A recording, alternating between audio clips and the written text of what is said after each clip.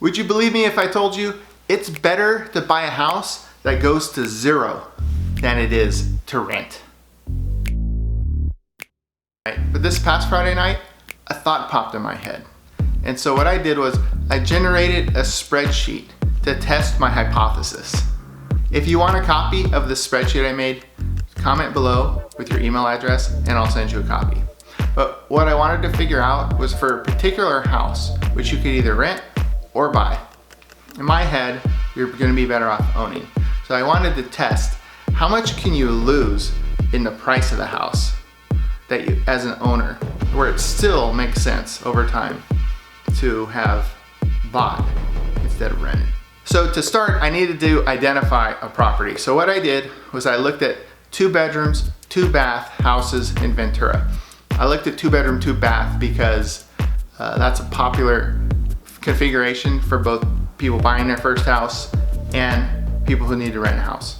And then I looked in Ventura just because that's where I live and that's where I'm most familiar.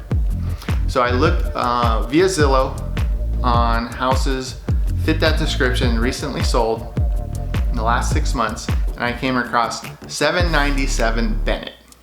It sold for $529,000, and Zillow projects that it would rent for $2,610 per month.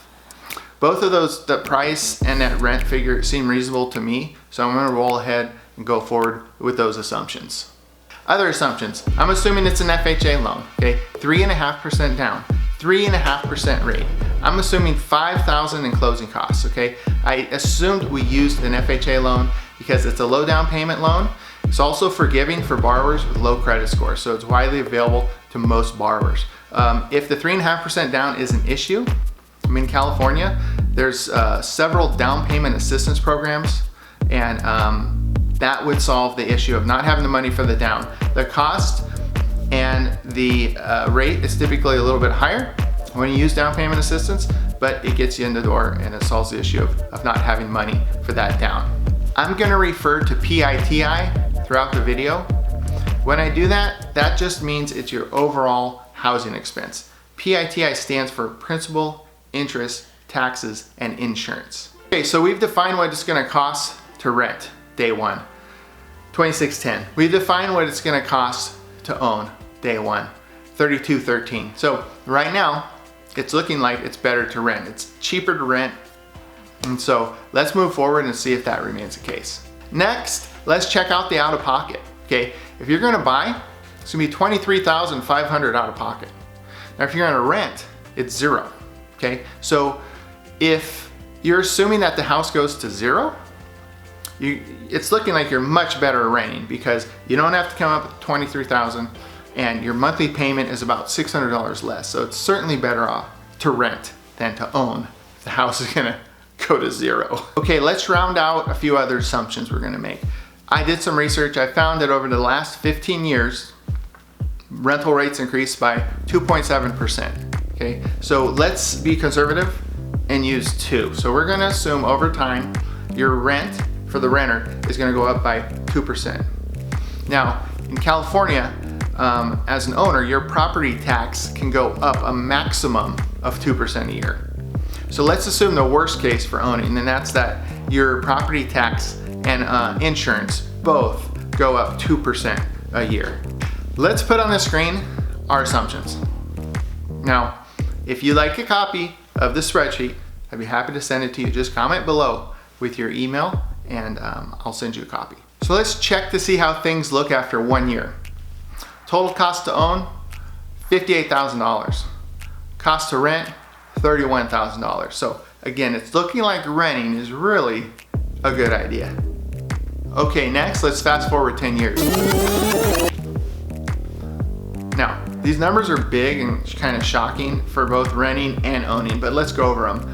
The total cost to own would be over $410,000. The total cost to rent would be $342,000. That's cumulative out of pocket over 10 years. So still, this house is gonna be worthless. It's definitely looking much better to rent than it does to own. Okay, let's keep going forward. 20 years. Cumulative cost to own, over $800,000. Cumulative cost to rent, $760,000. In both cases, big numbers, but still cheaper to rent. However, the pendulum has swung. In year 13, the annual cost to rent went above the annual cost of owning. Renting was $3,310 in year 13. PITI was $3,250. So from 13 on, the cost of renting was more than the cost of owning. And the primary driver to that is that your mortgage is fixed for 30 years, where your rent is increasing each year. Now the grand finale, after 30 years, the cumulative cost to own, $1.19 million. Shocking number. Want to know what's more shocking? The cost to rent is 1.27. So it's actually cheaper in payments and out of pocket to own than it is to rent over 30 years. Now here's the best part. After 30 years, your mortgage is paid off. So you don't have a mortgage, you don't have any mortgage insurance. 30 years and 1 month, all you have is homeowner's insurance and property tax. Your monthly payment in this example is going to be under $1,000 versus if you're renting, because the rent increases, your monthly rent is going to be $4,700 plus.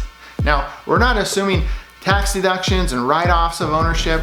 We're not including the fact that you'll probably refinance to a lower rate at some point in those 30 years. So we're not making any of those assumptions and just looking at what your payment's going to be at the end of 30 years and how much total out of pocket you've made. It's better to own than to rent. Let's not forget, you own the house. So we assume the house went to zero just to prove a point. But here's a range of values that your house could be worth at different appreciation rates. For me, I'm conservatively would assume 3%. Now, it could certainly be more, possibly be less, but at 3%, the house would be worth $1.28 million. And let's be honest, it's not gonna be worth zero. Even if the house was knocked down, you'd own the land. The land has value. So after 30 years of owning, you have a payment that's under $1,000 a month. You have an asset that's worth more than $1 million. You did this all while spending less out of pocket than you would have for renting over the last 30 years. If you're renting, you're looking at a $4,700 monthly rent payment. You have nothing to show for the last 30 years of payments you've made. I rest my case. Hit that like button. Friends, I care about you. Let's become homeowners. Let's get a plan in place. Remember, even if the house goes to zero, you're better off owning than you are renting. Don't let concern about prices going down in the future hold you back from becoming a homeowner. Let's go. Like, subscribe. If you want a copy of the spreadsheet, comment below. Have a great day, and thanks for watching.